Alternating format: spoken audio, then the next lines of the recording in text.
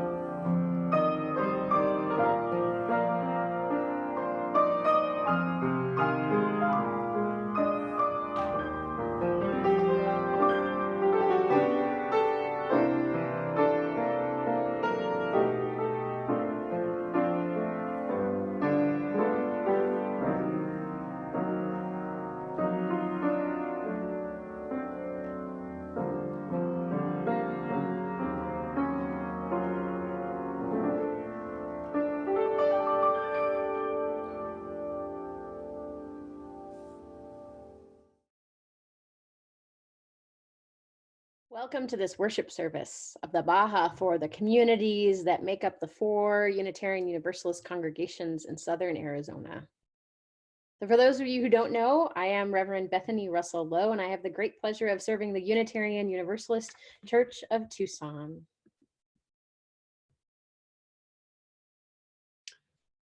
I'm Reverend Matthew Funk Crary, and I serve our congregation Borderlands UU in Amado. I'm the Reverend Samantha Wilson, and I serve as interim minister at Mountain Vista Unitarian Universalist congregation. I'm the Reverend Tina Squire, and I serve Sky Island Unitarian Universalist Church in Sierra Vista, Arizona. I'm Shakayla Wanyama, and I'm the choir director at Mountain Vista Unitarian Universalist congregation. And I'm Brian Moon, the music director at the UU Church of Tucson. Though our congregation's cultures and histories may differ, we are all Unitarian Universalists. This is our big tent, Unitarian Universalism. And though our grounds and buildings may differ, we all live in and around the Sonoran Desert, a diverse and resilient landscape. This is our big tent, the Sonoran Desert. We are offering this collaborative worship experience in this time to remind ourselves of the possibilities that are emerging from this moment. The things that become possible when we move toward one another, even though we cannot physically interact. The possibilities to tap into our own wells of resilience, just as so much swirls around us. So come to this well of resilience and possibility in a time of disruption and canceling. Come to this well of community and connection in this time of physical distancing and limiting exposure. Come to this well of hope and possibility and promise in this time of uncertainty and anxiety. Come to this well. It has always been here for you, and it will be here for you for all the days of your life. We are a people who love beyond belief. We are a people who say no one is expendable. We are a people who trust science. We are a people who gather because of, not despite, our differences. In that spirit, come, let us worship together. And if you have a chalice or a candle nearby, I invite you to light it at this time, as all worship leaders are doing on their own screens now, as I read these chalice lighting words from Reverend Leslie Takahashi. All that we have ever been and all that we have ever loved stands with us on the brink of all that we aspire to create. A deeper peace, a larger love, a more embracing hope, a deeper joy in this life we share.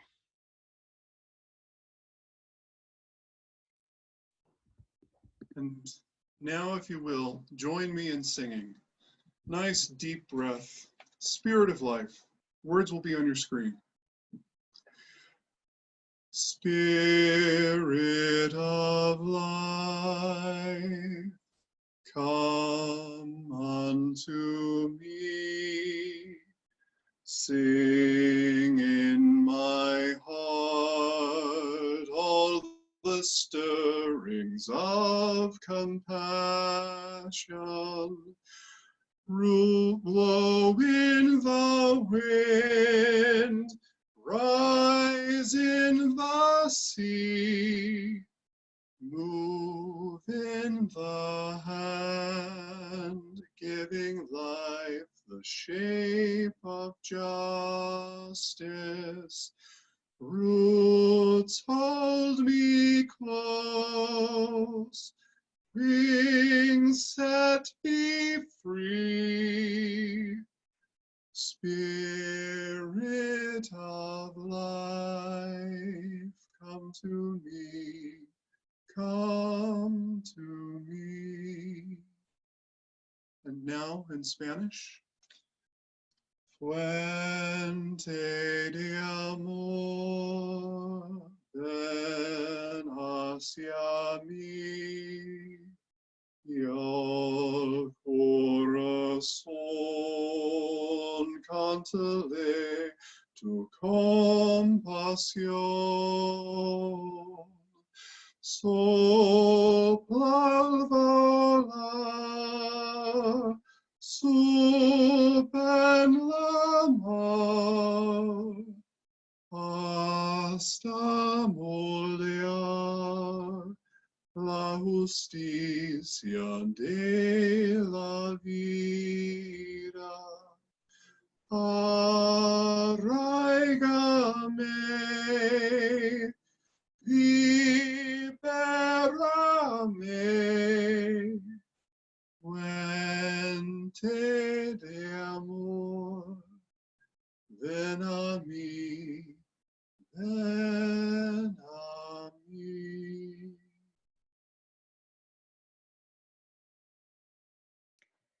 So as we gather together as a larger community each week, we gather in word and song and ritual to hold so many different experiences and spaces that each of us are in, and a ritual that can hold us being in so many different spaces.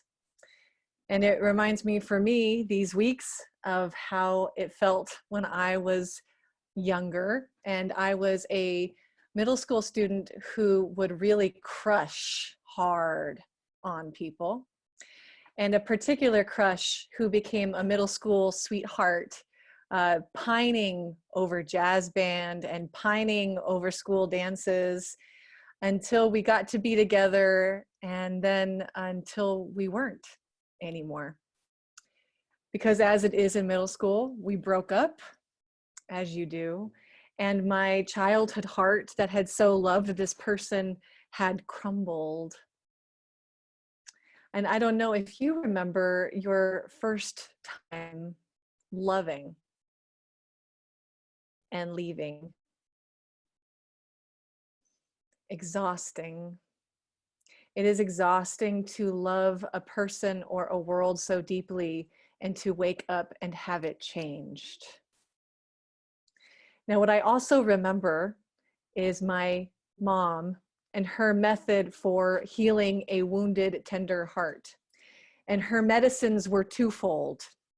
Medicine number one was the drawing of a deliciously warm bubble bath in the huge adult bathtub in her room.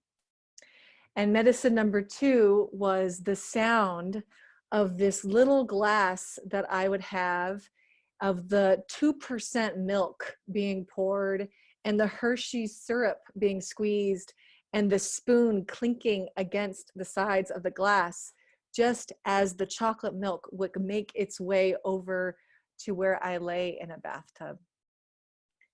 Now, what I appreciate most about my mom and the lesson she taught me in that moment was there was nothing small about my loving. There was nothing puppyish about it.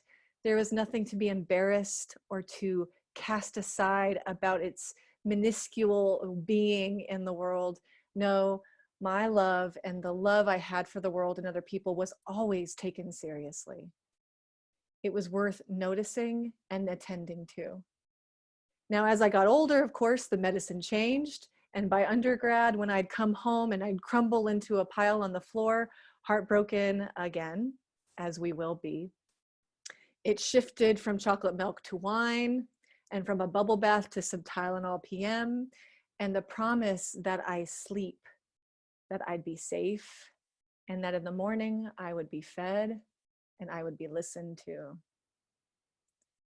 Now that is what a heart aches for when it is breaking.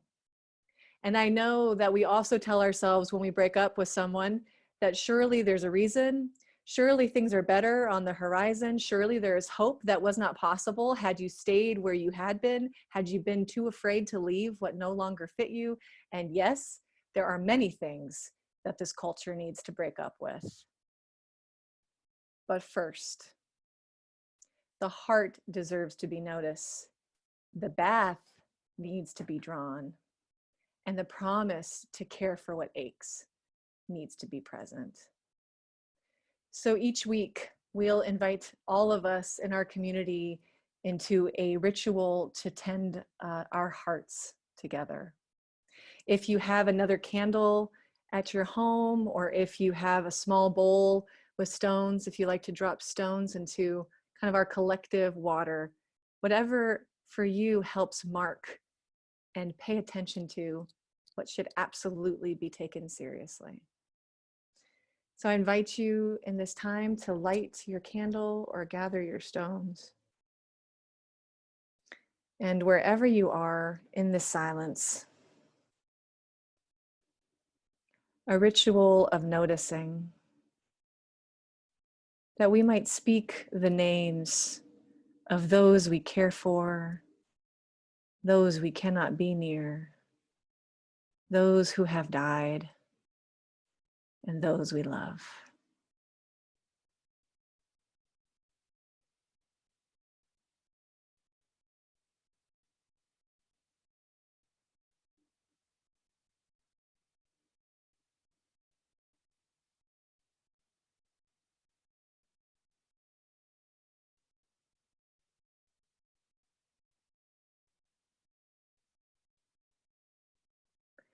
May our noticing be a commitment, and blessed be the heart that loves and the heart that breaks for a people. May it be so.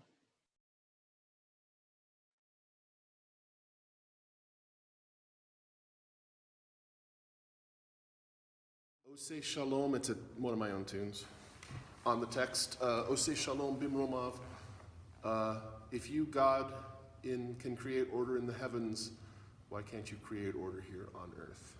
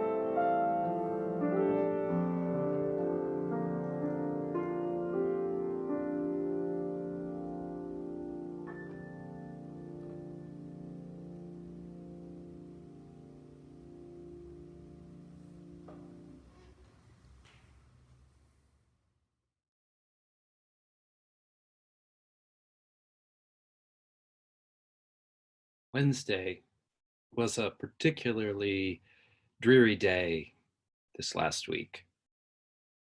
I'm not sure, but somehow it got dimmer and dimmer, colder and colder, and damper as the day went on.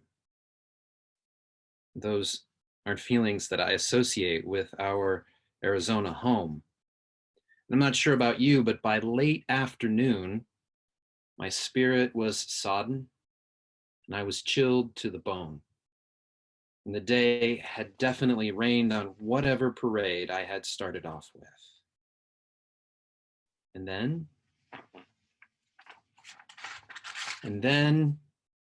in the late afternoon, the sun broke through. And the dark turned to light, and the most vivid rainbow graced the sky. It was a joy, an arc of rich red, outrageous orange, yummy yellow, gleeful green, blissful blue, inspiring indigo, and super cool violet. How about vivacious violet? Okay, good, thank you. I couldn't come up with any more joyful adjectives. And to top it all off, it was a double rainbow. Sure, there's some kind of scientific explanation for that, but sharing in the wonder of the rainbow, that's not at all what crossed my mind. As I stood in the drizzle and in the joy, I recalled that I'd once read that in Eastern traditions, a double rainbow represents transformation. Now, I've never done this before. We've never done this before. And we've recorded Zoom meetings and crafted webinars. We've exchanged pulpits, and we've met you in our sibling congregations. And this week, I've increasingly met online with my three wise colleagues and dear friends. Thank you. Thank you for that time.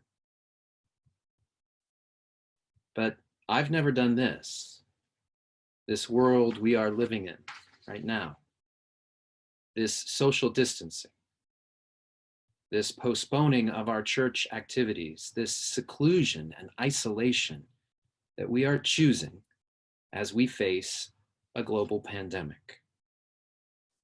So, as we begin our journey into a global tempest caused by COVID-19, of illness and disorganization and of recession, I don't know. I just don't know what we will need to take with us. It feels, though, that we need to travel light, pack saddlebags rather than minivans, take a few tissues rather than hordes of toilet paper, bring just enough so that our arms are unencumbered, and then we can hold on to one another in this storm. Because more than the stuff, we are going to need one another to weather this and emerge whole. And while I can't imagine exactly what we will need to take with us, I can envision what we will face. Fear, grief, and regret. We will face fear because it's natural and it's healthy and it's sane at this time. Fear for our communities, for our friends and our family, fear for ourselves. And yet, if we let it overcome us, if our reasonable fears become controlling terrors, it will turn our hearts to stone. We will face grief. This is a dire situation for our most vulnerable, those with weakened immune systems, chronic illness and anxiety, and for those of us on the edge of our economic system. And like wind through the dry blades of desert grass, there will be loss among us. And we will grieve and celebrate life And here we must be cautious, for instead of our hearts breaking open, as Reverend Sam spoke about, it's possible for us to get tripped up by grief and fall to despair. And we'll face regret. In this fearful time with deadly consequences, we're not always going to be rational. I know that is a fear in itself for many of you. We are bound to make mistakes. We are called today to a morality unlike anything in any of our lifetimes. And in our fear and terror and in our grief and despair, we will not always be our best selves. But when we see who we have been, we can take responsibility. We can seek restoration, or we can be frozen, immobilized, and ineffective by shame. Now, none of these are feelings that I associate with our Unitarian Universalism, our spiritual home. They are dreary, and they are chilling, and they are severe. And so I'm grateful to Reverend Bethany, Reverend Sam, Reverend Tina, my three clergy companions, for their wisdom in affirming that, yes, we will face these things, and yet there will be more, much more, in the storm we are facing. They have guided me to see that there will be joy. The clouds will break, and the sun will shine again, and like a rainbow splashing across the sky, there will be moments rich, outrageous, yummy, gleeful, blissful, inspiring, super cool, and what was it you said before, Reverend Bethany? Vivacious. Vivacious. There will be vivacious moments of joy. Brene Brown, a white social scientist and a wise woman in her own right, says that joy is the most vulnerable emotion that we experience. And I don't normally think of joy that way. But Brene Brown teaches that when we feel joy all too often, we begin to fear what might happen next. We worry that what we hold so dear can be lost. And instead of welcoming the moment, we close off, we shut down in ways that we will only regret later. So in the storm that we face, we will be vulnerable to our fears and to our grief and to our regrets, and we will be vulnerable to our joy. And that vulnerability is what makes our transformation possible.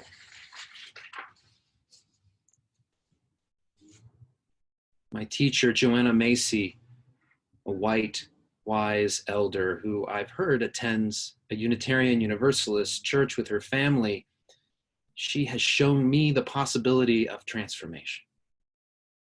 In her life and her work, she has embodied transformation, teaching that when we acknowledge and accept our vulnerabilities, then we have the power to transform them. She has taught me that fear becomes trust if I name it, and there is someone else out there listening. She's shown me that grief unmasks my deepest love when I share in mourning with others. She has offered up her deep regrets and her accountability, and then invited me to share mine in order to teach me what dignity truly is. And she has shown me joy. Joy in the common everyday things that leads me to a gratitude for all that there is. And this kind of transformation isn't new to us. It has always been a part of our Unitarian Universalism, but we have never practiced it. We've never practiced our faith this way before. We've never chosen to. And now, as the tempest stirs, We must call one another to be transformed by our faith, because we have the companions and we have the wisdom. And if we travel light, hold together, prepare to be vulnerable in our fear and grief and regret and our joy, we will not only weather the storm, but we believe, that by our shared trust, love, and dignity, we will thrive. May it be so. Because one another took a day, and in all of our days to come.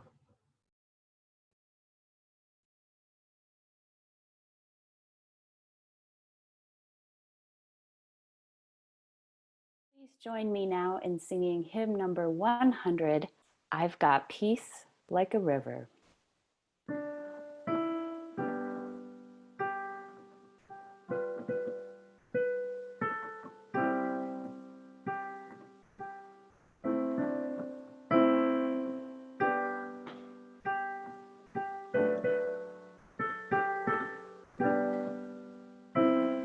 I've got peace. I've got peace like a river. I've got peace like a river. I've got peace like a river in my soul. I've got peace like a river. I've got peace like a river. I've got peace like a river in my soul. I've got joy. I've got joy like a fountain. I've got joy like a fountain. I've got joy like a fountain in my soul. I've got joy like a fountain. I've got joy like a fountain. I've got joy like a fountain in my soul. I've got love. I've got love like an ocean. I've got love like an ocean. I've got love like an ocean in my soul. I've got love like an ocean. I've got love like an ocean. I've got love like an ocean in my soul. I've got pain. I've got pain like an arrow. I've got pain like an arrow. I've got pain like an arrow in my soul. I've got pain like an arrow. I've got pain like an arrow. I've got pain like an arrow in my soul. I've got tears. I've got tears like the raindrops. I've got tears like the raindrops. I've got tears like the raindrops in my soul. I've got tears like the raindrops. I've got tears like the raindrops. I've got tears like the raindrops in my soul. I've got strength. I've got strength like a mountain. I've got strength like a mountain. I've got strength like a mountain in my soul. I've I've got strength like a mountain. I've got strength like a mountain. I've got strength like a mountain in my soul.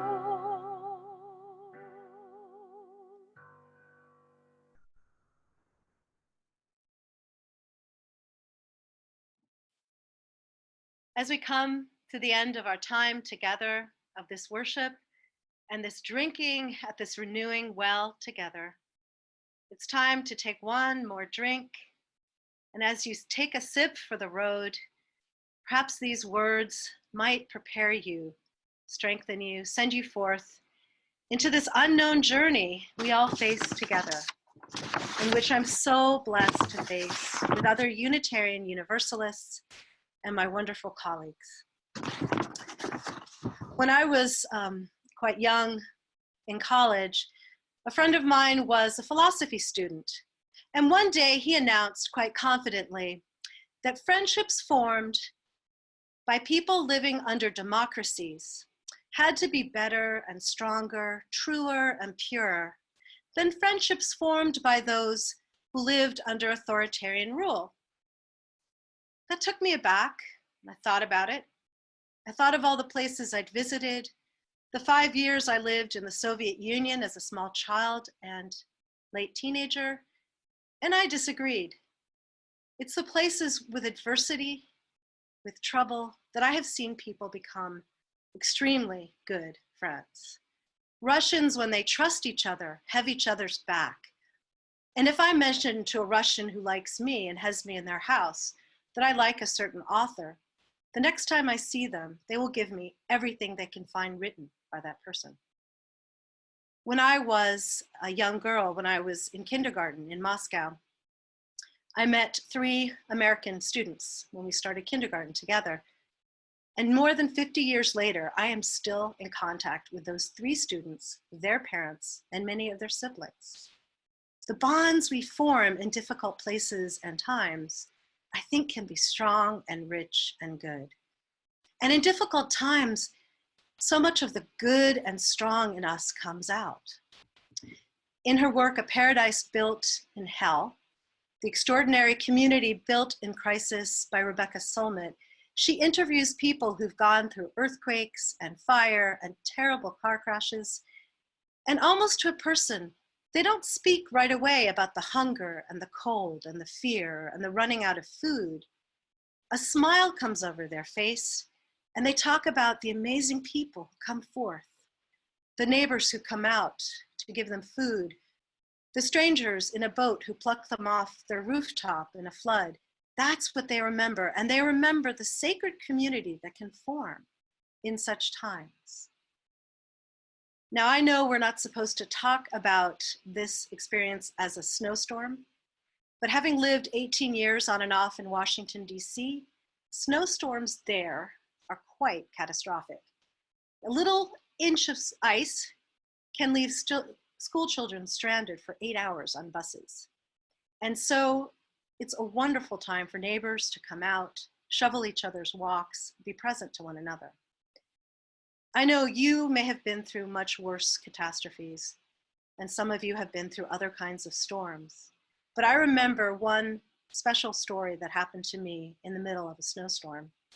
I love to cross-country ski, and one year in Washington, D.C., I could do it for 10 days straight along an old railroad path turned into a multi-use trail through the woods. And the very first day I went out, and I felt like I was flying on a velvet trail. And I wanted to go on forever. It felt like a taste of heaven, until I remembered that my wool cap didn't have a bill, and I had no sunblock on. And so I stepped off the trail, took off my equipment, walked up to a CVS, put all my equipment up against the store wall, hoping no one would take it. And I walked inside over to the travel section. I pulled out the few coins I had in my windbreaker, and they weren't enough to buy even the smallest tube. But a man came up and tapped me on the shoulder, a complete stranger, and he said, "Are you the cross-country skier?" I thought, yes. And he said, "What do you need?" And I said, "Well, about $2." And he told me his story. He'd broken his leg skiing alone in the woods. So he could never go out and do it again, but he certainly supported the activity. And so he handed me anything for a cross-country skier, the $2 I needed. It's just a simple little gesture, but it felt like a miracle. Complete stranger, saving my day, letting me continue. We've had those moments, haven't we all? Of course, there are times when the worst comes out in us. Of course, there are times when people give in to fear. They look for violence, and so they find it.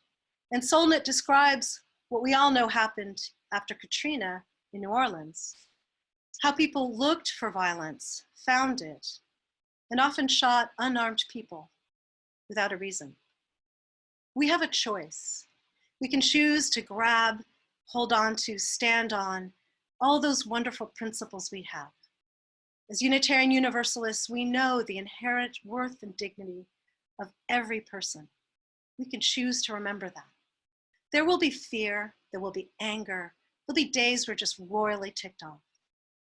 But we can stand on our principles.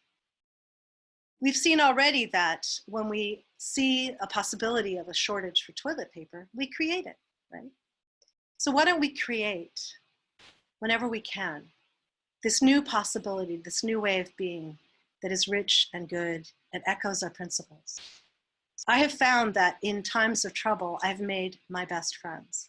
So I invite you to do the same, whether it's by phone or by video or by Zoom, do that. And hear these words from Solnit that comfort me so much as you're about to step off onto this new journey. She tells of the warm night of August 15th, 2003, the Milky Way could be seen in New York City, a heavenly realm long lost to view until that blackout that hit the Northeast late that afternoon. You can think of the current social order as something akin to this artificial light, another kind of power that fails in disaster. In its place appears a reversion to improvised, collaborative, cooperative, and local community. However beautiful the stars of a suddenly visible night sky, few nowadays could find their way home by them. But the constellations of solidarity, altruism, and improvisation are within most of us and reappear at these times. And so now, wherever you are, we will extinguish our chalice and prepare to depart.